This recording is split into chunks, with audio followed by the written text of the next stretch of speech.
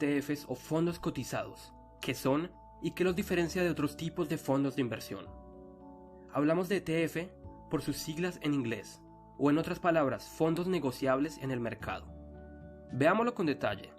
El IBEX español o el S&P 500 americano son índices, es decir, un conjunto de acciones representativas para un mercado determinado.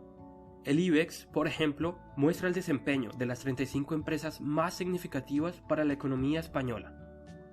Un índice tiene una cotización que depende al mismo tiempo de la cotización de sus componentes.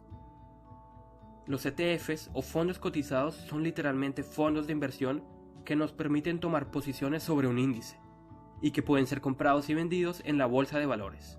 Como su nombre lo indica, se trata de un fondo de inversión, pero no de un típico fondo mutuo, donde un gestor o varios gestores administran el dinero con estrategias activas de compra y venta. Los ETFs no tienen un gestor que tome las decisiones de qué comprar y qué vender con el dinero de los inversores. Los ETFs buscan reproducir de la forma más exacta posible el desempeño de un índice determinado. En pocas palabras, su objetivo no es vencer al mercado, sino seguir el desempeño del mercado. Si el mercado sube, el ETF subirá. Si el mercado cae, el ETF caerá. Por ejemplo, si un índice como el Dow Jones sube un 10% en un año, el ETF reproducirá ese desempeño y subirá un 10% respectivamente. Pero, ¿qué sentido tiene reproducir un mercado? ¿No es mejor que un profesional seleccione las mejores acciones y tenga un mejor desempeño? Detrás de un ETF se esconde, en cierta forma, la teoría de los mercados eficientes. Es un hecho de que la gran mayoría de los gestores de fondos activos no consigue vencer al mercado con sus decisiones de compra y venta. Por el contrario, una gran mayoría tiene un desempeño por debajo del mercado. Además de eso, los fondos gestionados activamente suelen tener un costo mucho más elevado que los de un ETF. Los ETFs combinan así las características de los fondos de inversión, ya que con un producto podemos invertir en varios valores con las características de acciones, ya que las partes o posiciones que adquiramos de estos fondos podemos comprarlas o venderlas en el mercado de valores. ¿Cómo consigue un ETF replicar un índice? Existen metodologías de replicación física o sintética. Un ETF físico replica la rentabilidad de su índice invirtiendo en la totalidad o en parte de los valores que constituyen el índice.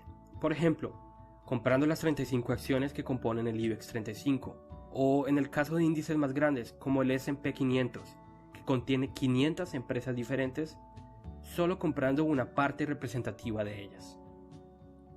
El otro método es la replicación sintética, en la que se emplean contratos de permuta financiera o swaps. Esto significa que los ETF sintéticos tienen una canasta de valores que pueden estar o no relacionados con el índice que buscan reproducir.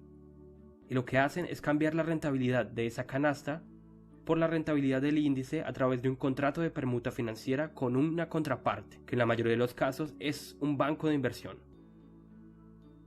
Para entenderlo mejor, te recomendamos nuestro video sobre derivados y swaps. Hay diferentes tipos de ETFs, ya que estos pueden replicar cualquier tipo de índice. Es decir, que pueden reproducir índices de acciones como el IBEX o el Dow Jones, pero también hay índices más abstractos.